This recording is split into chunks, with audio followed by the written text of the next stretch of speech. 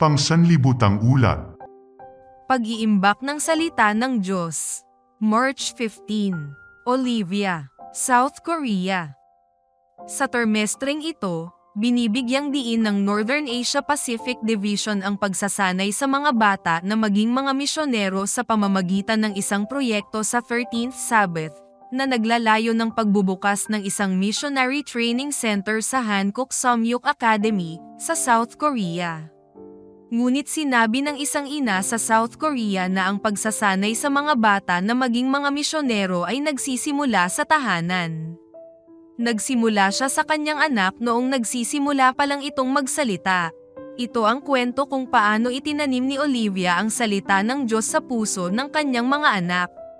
Noong si David ay 18 buwang gulang, nagsimulang basahin sa kanya ng kanyang ina ang 4 na maliliit na aklat. Bawat aklat ay may sipi sa Biblia na may mga simpleng larawan.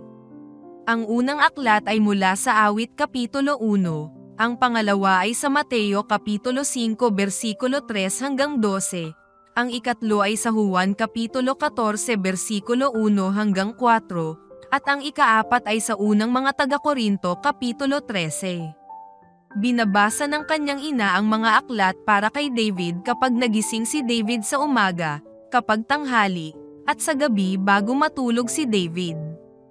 Sa loob lamang ng 1 buwan, ang maliit na si David, na nag-aaral pa lang magsalita, ay kabisado na ang lahat ng 4 na aklat. Ngayon, si David ay 7 taong gulang na, at kabisado niya ang 350 hanggang 400 na talata sa Biblia. Paano ito naging posible? Na-inspire ang ina ni David na si Olivia Kim sa kanyang biyenan, na nagturo sa 40 na bumasa at sumulat sa pamamagitan ng pagsasaulo ng mga talata sa Biblia. Labis na naantig si Olivia nang makita niya mismo kung paano binago ng Biblia ang maliliit na puso. Nang siya ay naging isang ina, gusto niyang gawin din ito para sa kanyang anak. Kaya, sinimulan niyang basahin ang 4 na maliliit na mga aklat na ginawa ng kanyang biyenan. Habang nagbabasa siya, sinusundan ng mga mata ni David ang mga larawan at sinusundan naman ng kanyang mga tainga ang boses niya. Tahimik lang si David, ngunit pagkatapos ng 1 buwan, kabisado na niya ang mga aklat. Nang magpakita ang kanyang ina ng isang larawan, nakilala niya ito at inulit ang mga salita sa pahina.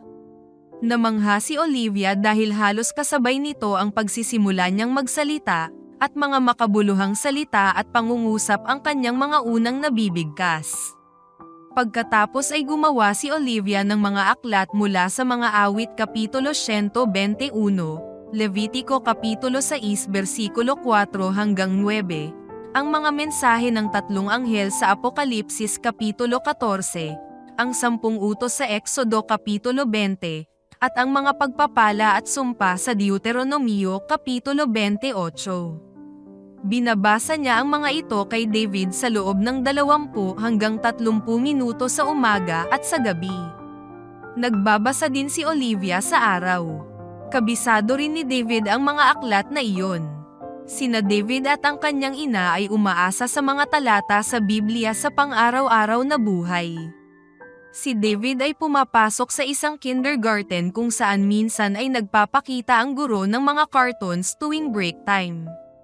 Ang mga sikat na Korean cartoon ay nagtatampok ng mga multo na mukhang cute at hindi nakakapinsala, ngunit ang mga kwento ay maaaring seryoso. Pagkatapos panoorin ang isa sa mga cartoon na iyon, natakot si David isang gabi at tumakbo sa kwarto ng kanyang ina. "Mommy, natatakot ako," sabi niya. "Bakit ka natatakot?" tanong ni Mama. "Naaalala ko ang isang cartoon na pinanood ko kanina," sabi niya. "Huwag kang matakot dahil kasama mo ang Diyos," sabi ng kanyang ina. "Ang bahay na ito ay nasa ilalim ng proteksyon ng Diyos. Binabantayan tayo ng mga anghel. Halika, sabay nating bibigkasin ang Awit Kapitulo 121. Binigkas ng mag-ina ang talata na nagsisimula sa mga salitang, "Itiningin ko ang aking mga mata sa mga burol, saan nanggaling ang aking tulong." Ang aking tulong ay nagmumula sa Panginoon, na lumikha ng langit at lupa. Sa ibang pagkakataon, naging pilyo si David. Siya ay 4 na taong gulang at labis na nasasabik pagkatapos ng pagsamba sa gabi. Ayaw niyang maghilamos, magsipilyo ng kanyang ngipin, o kunin ang kanyang mga laruan. Ang kanyang ina ay busy sa gawaing bahay, paghuhugas ng pinggan, paglalaba, at pag-aalaga ng 6 na buwang gulang na anak na babae. Lumagpas na ng 1 oras sa pangkaraniwang oras ng pagtulog ni David na dapat ay alas 7 ng gabi. Nadismaya si Olivia habang patuloy na naglalaro at tumatakbo si David sa paligid ng bahay. Sa huli ay nawalan siya ng pasensya at napasigaw. "David, ano pa ang pinaggagawa mo? Bakit hindi mo ako pinapakinggan? Gawin mo na ang sinasabi ko." Natigilan ang bata. Bihira lang magsalita ng ganyan ang kanyang ina. Tumingala siya sa kanyang ina, at nakatingin din sa kanya ang kanyang mommy. Naawa ang kanyang ina na nagtaas siya ng boses. Habang nakatayo ang dalawa, ang unang mga taga-Korinto Kapitulo 13 ay sumagi sa isip ng kanyang ina, at sinimulan niya itong bigkasin ng tahimik.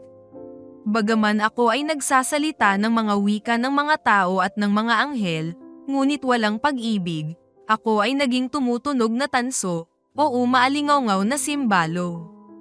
Pagkatapos ay tumingin siya kay David at nakita niya sa kanyang mga mata na binibigkas din niya ang unang mga taga-Korinto Kapitulo 13 sa kanyang isip. Napangiti siya. Napangiti din si David.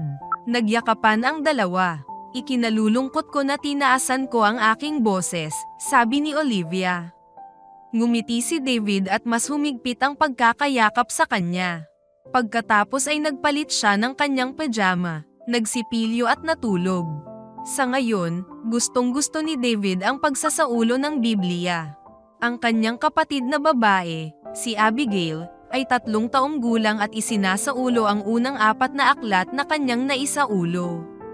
Kabisado na ng kanilang ina ang lahat ng kanilang kabisado.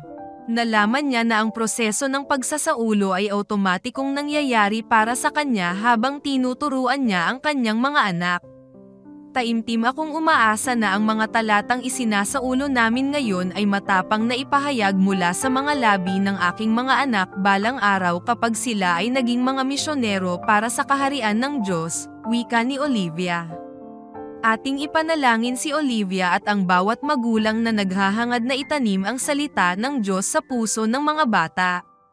Ipanalangin natin na ang mga tahanan na ito ay magbunga ng masaganang pananim ng mga misyonero. Ipagdasal din natin ang Missionary Training Center na magbubukas sa tulong ng 13th Sabbath Offering ngayong trimestre sa Hankook Samyuk Academy sa South Korea. Salamat sa pagpaplano ng masaganang handog sa ika-29 ng Marso.